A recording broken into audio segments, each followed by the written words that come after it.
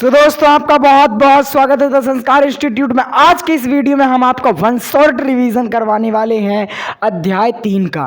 ठीक है दोस्तों, मैं वीडियो में आगे बढ़ने से पहले आपको एक बात बता दूं कि करत करत अभ्यास से जड़मति होत सिनार। मुझे पता है कि इधर पास जो आप लोग ये वीडियो देख रहे हैं तो बहुत सारे ऐसे स्टूडेंट होंगे जो प्रयास नहीं करना चाहते, जिनको लगता है कि मैं बिना प्रयास किए ही क्लास 9th में पास हो जाऊं, कि अच्छे नंबर ले आऊं, है ना। तो इसीलिए करत करत अभ्यास के जड़मति होती सिनार। यदि आप बार बार प्रयास करेंगे तो आपकी जड़मति है, आपकी जो स्थिर मति है वो भी गति करने लगेगी, वो भी सोचने योग्य बन जाएगी और आप बहुत अच्छा कर पाएंगे, है ना।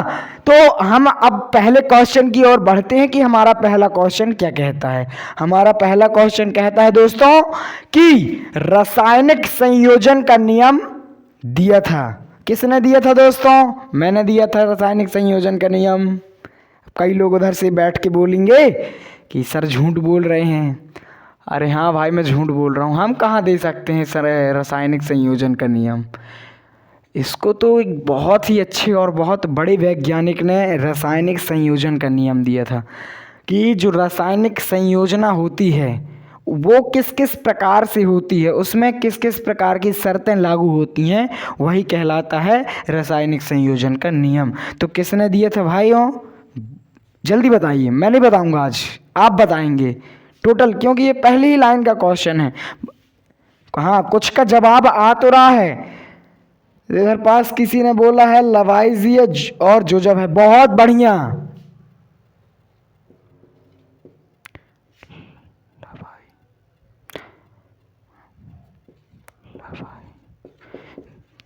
जी है ना, एक वैज्ञानिक हो गए लवाइजिए, है ना। इनका एक प्रयोगशाला थी जहां पास इन्होंने कुछ प्रयोग किए थे, और एक थे जोजफ एल ब्राउस्ट।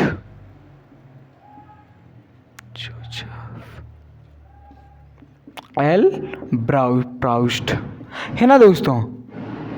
मजा आ रहा है कि नहीं? क्यों? देखो भाई, अब ये जो दोनों हमारे वैज्ञानिक भाई हैं, ये दोनों वैज्ञानिक भाइयों ने रासायनिक संयोजना के नियम दिए और उन्होंने बताया कि किस किस प्रकार से जब रासायनिक अभिक्रिया होती है तो किस किस प्रकार से रसायन संयोजन करते हैं। यही कहलाता है रासायनिक संयोजन का नियम।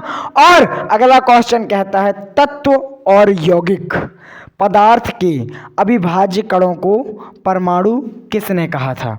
देखो, सर्वप्रथम हमारा काम होता है प्रश्न को समझना कि प्रश्न आखिर हमसे क्या पूछ रहा है और हमको इसका क्या उत्तर देना है। सबसे मेन तो यही है ना, है ना।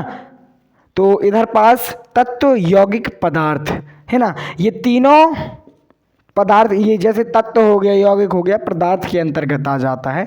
तो ये किससे बने होते हैं दोस्तों? सभी ने पढ़ा होगा, बहुत छोटे छोटे कणों से, जिनको हम परमाणु कहते हैं, है ना। ये परमाणु अब शब्द का निर्माण किसने किया? तो वही हमको बताना है कि जिन वैज्ञानिक ने परमाणु का नाम दिया वो वैज्ञानिक कौन थे। तो आप सब बताएंगे जॉन डाल्टन। क्या बताएंगे? John Dalton. बहुतों ने नाम सुना होगा भैया, क्योंकि ये 1 नंबर के वैज्ञानिक थे। इन्होंने ना लगभग करीबन नहीं तो 200 के पार प्रयोग किए। 200 मैं कम बोल रहा हूँ, शायद 200 से ज़्यादा इन्होंने प्रयोग किए हैं जॉन डाल्टन ने, जिन्होंने परमाणु का नाम दिया। अगला क्वेश्चन हमारा कहता है तत्व के प्रतीक का प्रयोग सर्वप्रथम किसने किया? अब जो तत्व, बात की जाएगी तत्व की, जो हमारे तत्व होता है, जैसे हमारा आयरन हो गया, है ना, हमारा गोल्ड हो गया, हमारा क्या कहते थे, कार्बन हो गया। अब ये जो कार्बन है ना, तो ये कितना बड़ा नाम पड़ जा रहा है। अब हम रासायनिक समीकरण लिखेंगे तो क्या कार्बन को हम इतना बड़ा लिखेंगे? आप सभी कहेंगे नहीं। तो इसका जो शॉर्ट नेम होगा कार्बन का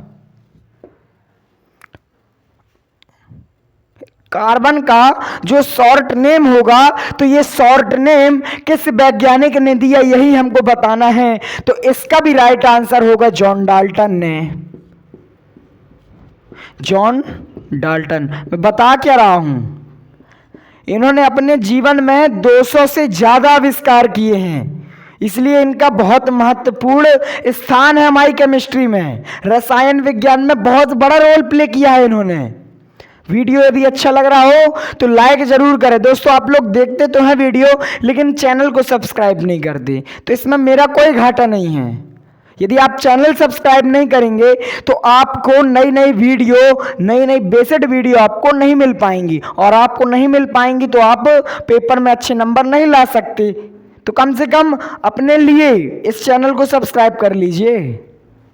अगला क्वेश्चन है इधर पास, आयरन के प्रतीक Fe का पूरा नाम। देखो भैया ये क्वेश्चन ना मेरे को लगभग लगा कि इम्पोर्टेंट है, क्योंकि इसमें जो Fe है ना, आयरन हमारा चालू होता है आई से, आयरन हमारा आई से चालू होता है, लेकिन इधर पास Fe क्यों लिखा जाता है, ये क्वेश्चन आपके दिमाग में भी आ रहा होगा। तो इसका जो राइट आंसर होगा कि Fe का पूरा नाम,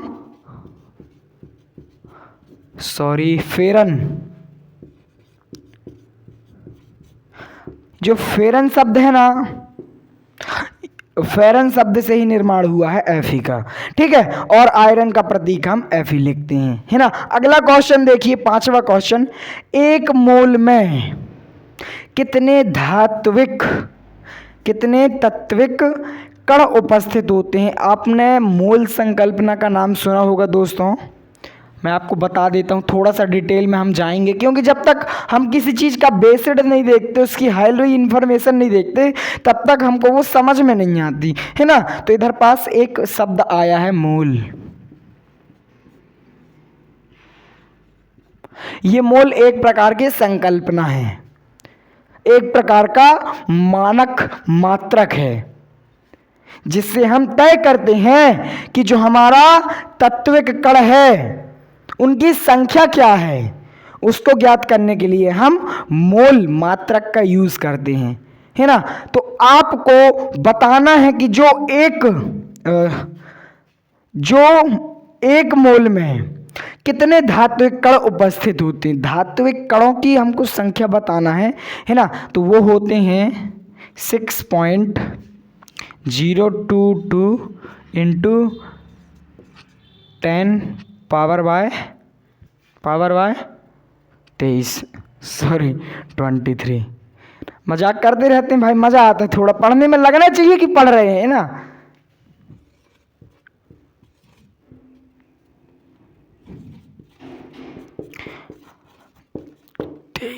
अब देखिए अगला क्वेश्चन, ये वाला समझ में आ गया ना, मोल संकल्पना। मात्रक है यार, कुछ नहीं, मात्रक समझ के चलो इसको।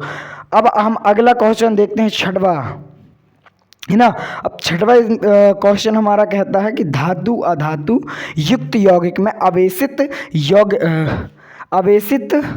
इधर यौगिक नहीं कण है। आपको इधर पास लाल कलर की अंडरलाइनिंग दिखाई दे रही होगी, इसलिए बताया गया है क्योंकि आपको इम्पोर्टेंस ही पता चल सके कि इस क्वेश्चन में क्या ज्ञात करना है और क्या ज्ञात करने के लिए हमको किस प्रकार की समझ धारण करना है ना। तो धातु अधातु युक्त यौगिक में आवेशित कणों को क्या कहते हैं। डायरेक्ट क्वेश्चन है, बहुत अच्छा क्वेश्चन है। इसका जो राइट आंसर होगा वो होगा आयन। देखो दोस्तों, वन शॉट आपका रिवीजन होता जा रहा है, क्योंकि ये जो क्वेश्चन लिए गए हैं ना, शुरुआत से लेकर के अंत तक के क्वेश्चन हैं, और ये क्वेश्चन नॉर्मल क्वेश्चन नहीं है। इनको बनाने में समय लगता है दोस्तों, मेहनत लगती है, उसके लिए तो एक छोटा सा लाइक कर दीजिए, ठीक है। आयन, अब देखो पेपर में मैंने ये नहीं कहता कि आपको डायरेक्ट ये क्वेश्चन पूछा जाएगा। पेपर जो आपका आना है ना इस बार 2023-24 में और आगे नहीं वाला पैटर्न, वो नॉर्मल पेपर नहीं होगा आपके लिए, बहुत घातक साबित हो सकता है। इसलिए बचने के लिए इतना आपको करना ही होगा। आयन, अब आयन की परिभाषा आ सकती है ना। आयन के बारे में थोड़ी सी जानकारी आपसे पूछी जा सकती है, तो आप YouTube में आयन शब्द डालेंगे या फिर मेरी ही वीडियो देख सकते हैं, या फिर गूगल में आयन शब्द को सर्च करके इसकी थोड़ा सी आप जानकारी ले लेना, तो आपके लिए थोड़ा ज़्यादा बेटर रहेगा। अगला क्वेश्चन है, आर्गन की परमाणुकता होती है। तो हमको बताना है कि आर्गन की परमाणुकता क्या होती है। परमाणुकता का मतलब होता है परमाणु को धारण करने की शक्ति, है ना। तो इधर पास परमाणु आर्गन की परमाणुकता होती है एक परमाणु, एक परमाणु।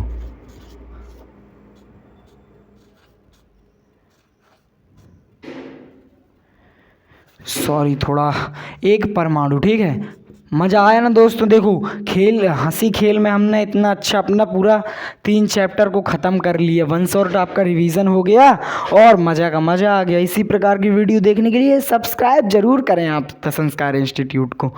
अब इसके बाद हम चैप्टर नंबर 4 को देखेंगे। मज़ा आएगा, उसमें भी इससे ज़्यादा मज़ा आने वाला है।